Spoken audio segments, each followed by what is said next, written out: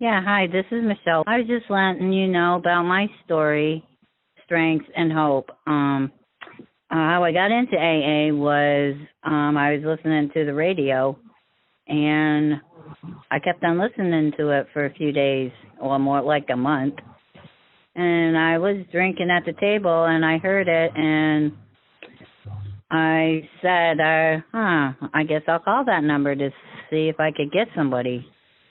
So I called it, and it took me 2 days to get established and talking to people, and that's how I got started on my journey to AA.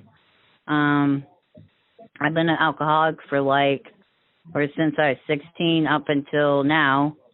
I've been sober for a year almost, but my journey started when I was 16. I was with my boyfriend at the time, and he used to hang out with his friends, and that's how I started my journey with drinking. And I've been drinking ever since, going up to parties and hanging out with friends, so-called friends, they say they are. So I used to go hang out with people and party all the time. And I thought that was normal and good, and, I thought that was how it was supposed to be, what friends are. And, that's where you meet people, where you meet good people, and that's what friends are about, is to have fun and a good time. But as the years went by, all I can think of is that that was a waste of my time, that they are not my friends, and they never were. It was Satan trying to bring me down and take me down, and he did succeed, because I broke up with my boyfriend. I lost a good job over it, and I don't talk to one of my daughters. I don't know what's going on there, but my other daughter got out of prison now, but me and her are kind of close. But alcohol doesn't do anything. It's a depressant. It doesn't get you anywhere. I'm realizing that now. Where I was then and where I was at, and now I'm realizing where I'm going.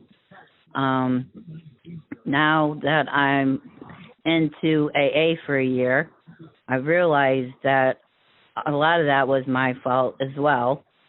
I blamed everybody for my mistakes and what I've done, and I really never knew what that was about, or I thought that was normal. But if it wasn't for A teaching me these tools that I've known now, then I wouldn't be where I am today. I don't have the glorious of things, but I am happy, and I do have a place to stay, a roof over my head, food in my mouth, and, I'm happy. My daughter's home, out of prison. So, that means a lot right there, because me and her lived together, and when she went to prison, that really devastated me, and I did not drink over that. Imagine that one. Huh. But I did drink when she first went in, though. And I didn't go to AA. I couldn't stand AA in the beginning. She wanted me to go, and I told her, no, I ain't going to doing that. I'm not going in there with all those people. They don't know what they're talking about. And lo and behold, look at me now. Now I'm grateful. I'm so grateful that I went in there. And I'm also grateful God's in my life.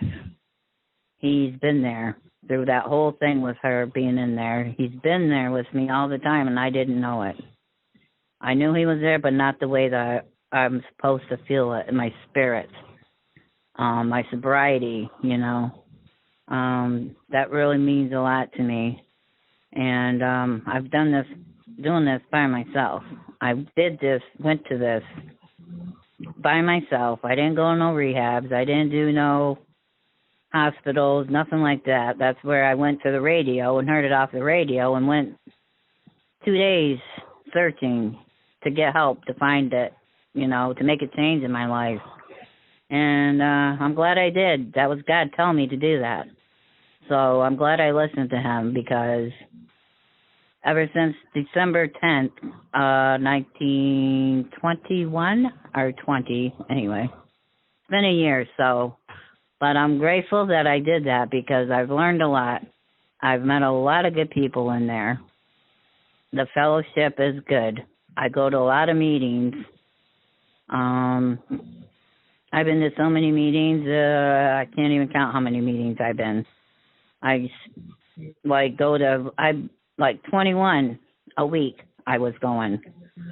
I go all over the place, from Glens Falls to Fort Edward to Saratoga, Schuylerville, Granville, and I'm also honored and grateful that I have people to ask me to go with them to these places. I'm grateful that I have people to take me to these meetings. I'm grateful, more grateful now than I ever have been. I was grateful before, but not as much as I am now. I'm grateful that this Grapevine is around, and the stories in it are so helpful. This is how I heard about this, was going to a Thanksgiving fellowship, and I was talking to a lady that knew about this, and she's the one that was telling me about this. So, the Alkathon. So I'm so grateful, and like I said, I hope this reaches out to someone. I hope someone can relate and use this in their life, my story, and I just want to say that, and I'm grateful that I have the Grapevine. So thank you, and thank you for your service, and thank you for letting me tell my story. Thanks.